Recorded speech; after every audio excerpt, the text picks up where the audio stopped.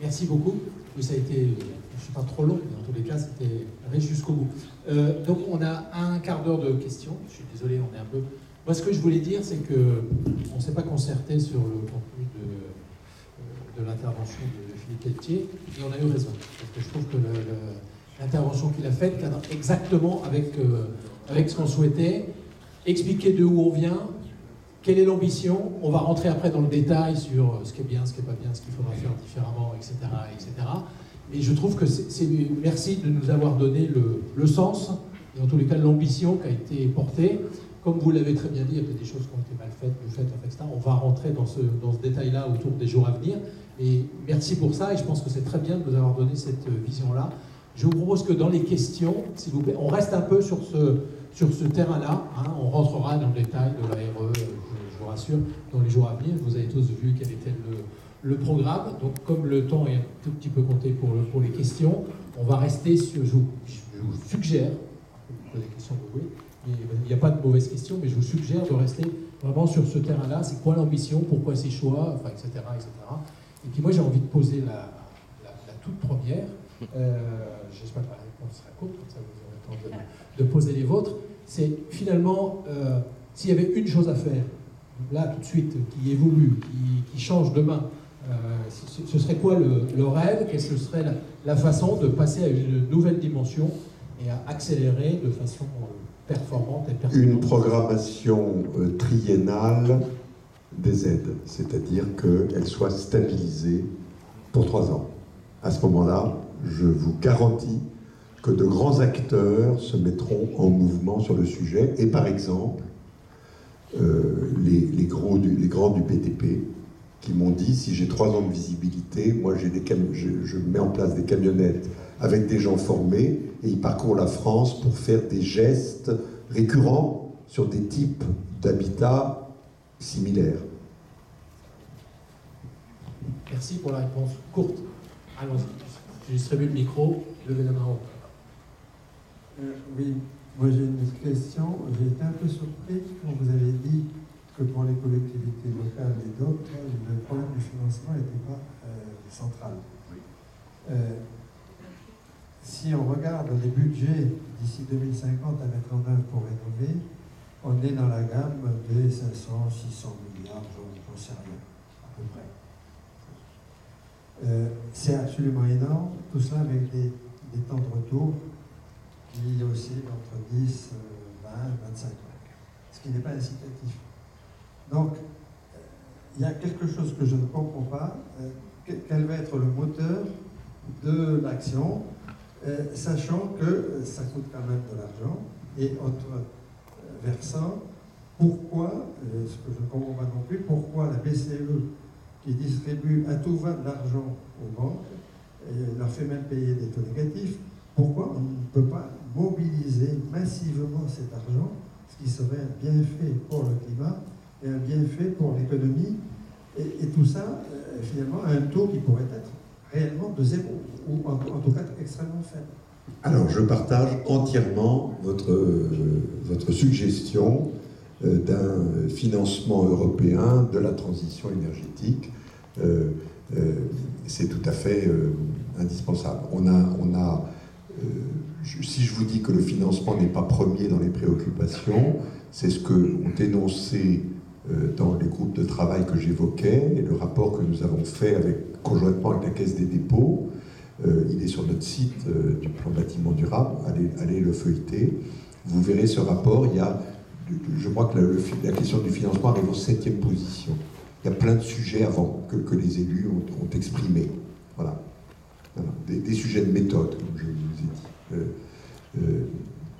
Il faut mesurer des situations aberrantes. Hein. Par exemple, on chauffe l'école tout le week-end parce que le local de la directrice est branché sur le même compteur.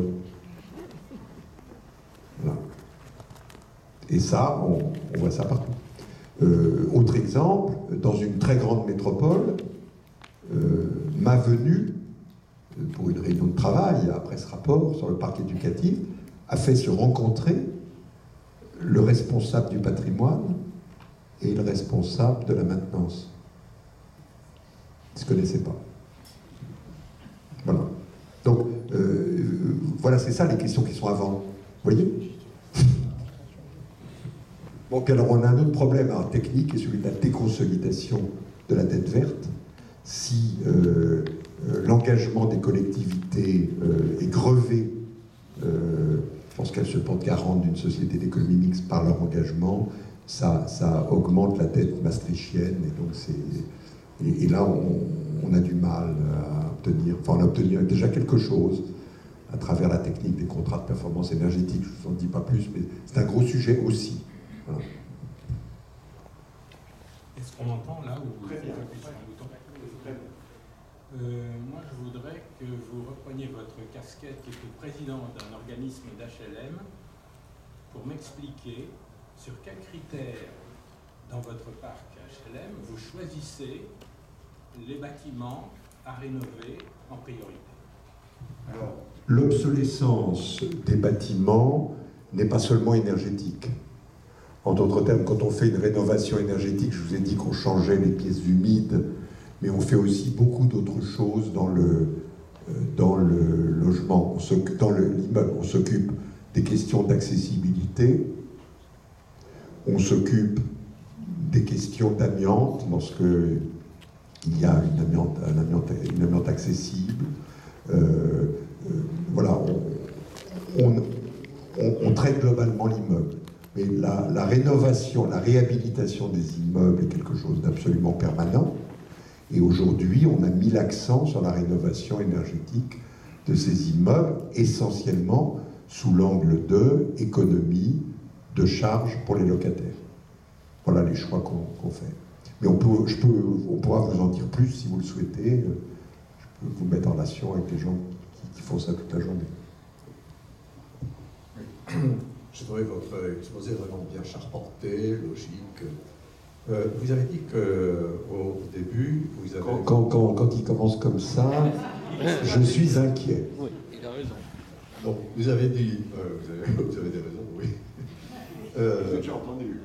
Vous avez commencé en disant que entre énergie et CO2, on pensait que c'était plus facile de voir avec les gens en parlant d'énergie, l'économie d'énergie, tout le monde serait d'accord.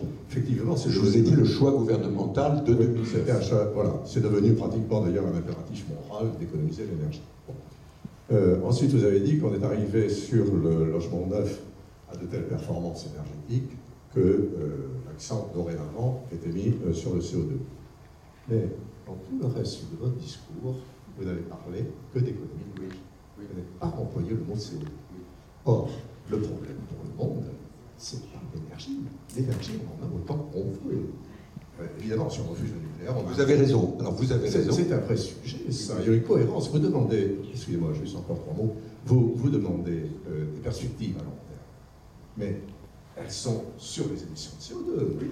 Et chaque fois qu'on va dépenser 1000 balles en France pour économiser l'énergie sans diminuer le CO2, c'est 1000 € qu'on aurait pu mettre, par exemple, au Sahel, pour mettre des panneaux photovoltaïques. Alors, en réalité, l'objectif 2050, il est double. Hein, il est double. Il est double.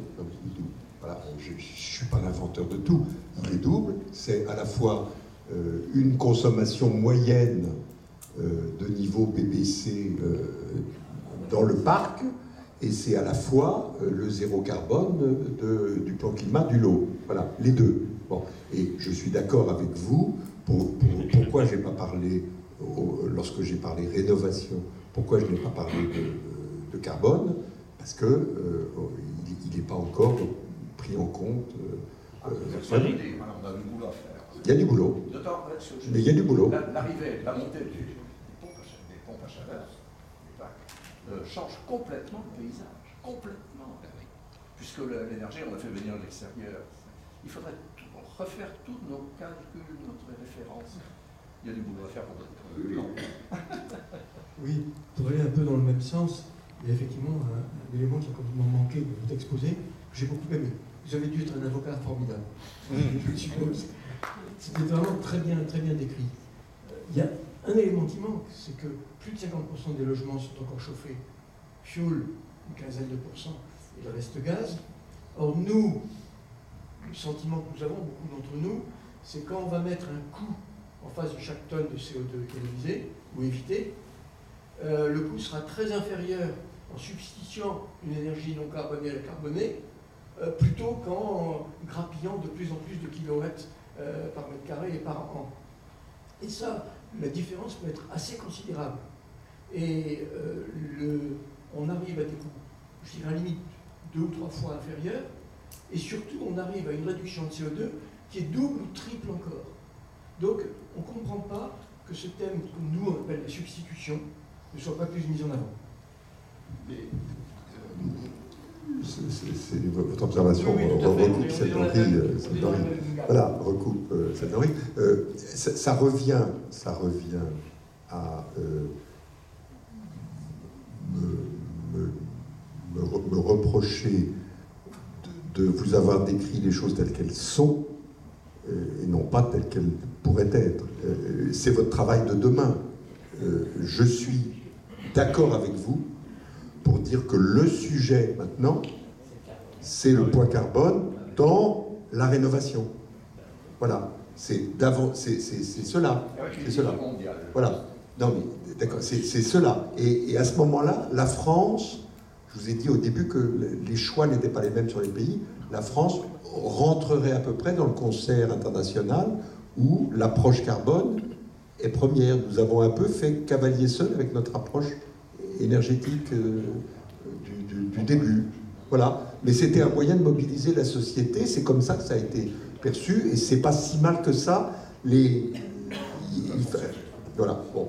Mais vous allez avoir demain avec vous une personne formidable, et vu qu'elle n'écoute pas, je peux le dire, qui est Anne Florette, qui est une des meilleures observatrices des réglementations passées et en construction de la France. Donc, son regard sera intéressant pour voir ce qu'il y a à faire. Oui, merci pour votre exposé. Alors moi, j'ai beaucoup aimé sur la méthode, en fait. C'est-à-dire essayer de mobiliser l'ensemble des acteurs pour faire remonter des propositions, des réflexions. Alors, après, il faut aller jusqu'à l'agence. Mais ça, c'est un autre débat. C'est pas là-dessus que je voudrais intervenir. C'est sur l'amont. Vous n'avez rien dit de l'amont dans l'alimentation électrique des maisons, etc., et des bâtiments. Alors, beaucoup d'efforts, je les entends, qui coûtent très cher. C'est vrai, il faut mobiliser les fonds. Mais si l'alimentation électrique se fait encore au charbon ou demain avec moins de nucléaire, quid de tous ces efforts ? Un tout petit exemple, la Finlande. La Finlande a rénové les bâtiments, ils font des gros efforts dans le bâtiment. Or, les réseaux de chaleur sont encore alimentés au charbon. Ils ont proposé de construire des SMR, des petites centrales nucléaires de 200 MW, pour l'alimentation électrique. Et je rejoins Henri Prévost de ce point de vue-là. Après, je ne dis pas que c'est... on peut gâcher, mais on peut consommer beaucoup d'énergie, et ça ne fait pas de carbone. Je n'ai pas parlé de l'amont, comme vous le définissez, pour la raison très simple que ce n'est pas caractéristique du plan bâtiment. C'est un sujet général qui irrigue l'ensemble de nos activités humaines dans notre pays, et parce que on m'a clairement fait comprendre que si j'avais sur le secteur bâtiment une très grande liberté de parole et de dire les choses comme je les pense, il y a des sujets sur lesquels on m'a dit « pas touche, c'est pas pour toi ». C'est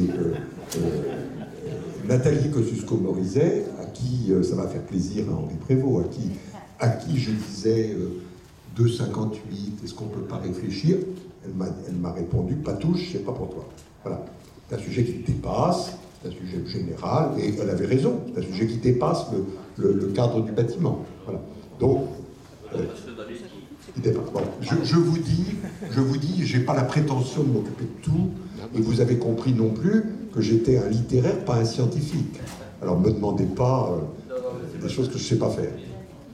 Vous avez évoqué... Je suis d'accord avec ce sujet, c'est essentiel. Vous avez évoqué les travaux en cours sur la future réglementation environnementale et en évoquant donc la prise en compte du cycle de vie plutôt que simplement la consommation. Bon, moi j'ai une crainte personnelle qui est de dire la consommation, les bêtes chiffres kilowattheures par mètre carré par an, ils ont quand même une valeur physique qui est mesurable, discutable, qu'on peut essayer de qualifier. Le reste est un peu plus délicat. Mais quand vous nous avez dit le cycle de vie, les premières approches montrent que finalement la construction et la manière dont on construit, finalement avec quoi on construit, a un poids très très important qu'on va découvrir à cette occasion-là. Est-ce que ça va changer complètement notre manière de construire? Moi, je construis personnellement des maisons à ossature bois pour mes besoins personnels. Et par exemple, et là, je vois bien que les matériaux qu'on utilise actuellement dans la construction sont extrêmement énergivores par rapport à ça. Et là, la question, c'est est-ce qu'on va mesurer en énergie ou en rejet de CO2 induit par les matériaux de construction? Parce que ça va changer, là encore, complètement finalement la pertinence du système. Si c'est encore il faut de l'électricité pour faire du ciment, oui, mais ça dépend comment on fait l'électricité. Moi, j'ai l'intuition que la prise en compte de ce paramètre carbone va peut-être permettre à l'industrie immobilière, donc je prends ça depuis les industriels qui fabriquent des équipements et des matériaux jusqu'à ceux qui gèrent l'exploitation des bâtiments, va peut-être permettre à cette industrie immobilière de réaliser une mue que les autres pans de l'industrie ont réalisée. Et donc, à quelqu'un qui fait des maisons à ossature bois, parler de préfabrication n'est pas un gros mot. J'ai du mal à employer ce terme dans un certain nombre de cercles des milieux du bâtiment. Voilà. Et je pense qu'on n'a pas travaillé sur le coût de production d'un bâtiment suffisamment. On continue dans une certaine routine et peut-être que le carbone va être cet électrochoc qui va bouleverser les métiers comme ça s'est fait partout dans le monde. Là, on a... Et après, on ne peut pas s'étonner qu'un président de la République continue à traiter l'immobilier comme un secteur à part, qui ne fait pas partie de l'économie réelle, parce qu'il n'obéit pas au canon de l'économie réelle, qui est de rechercher une meilleure efficacité, une meilleure productivité, et on n'est pas encore dans ce trip-là. Voilà. Ok. Merci beaucoup. Ça colle. Oui, très bien. Parfait. Merci beaucoup. Je pense que notre université était idéalement lancée. Maintenant, charge aux suivantes de réussir la suite. On va confier Philippe Pelletier qui a un train à Jean-Pierre qui va s'occuper de lui. Merci encore, mais je pense qu'on aura l'occasion de se revoir. Et éventuellement, vous regarderez dans le rapport que je vous ai mis à la fin, il y a la liste des membres de l'Assemblée générale. Si Sauvons le climat n'est pas dedans, vous m'envoyez un mail et demain vous y êtes. J'avais bien noté. Et on y sera, je pense. Merci beaucoup. Bon retour. Donc je vous confie à Jean-Pierre et je nous confie, nous, à Jean-Paul, qui est le grand chargé de logistique, pour des messages qu'il faut écouter avec attention.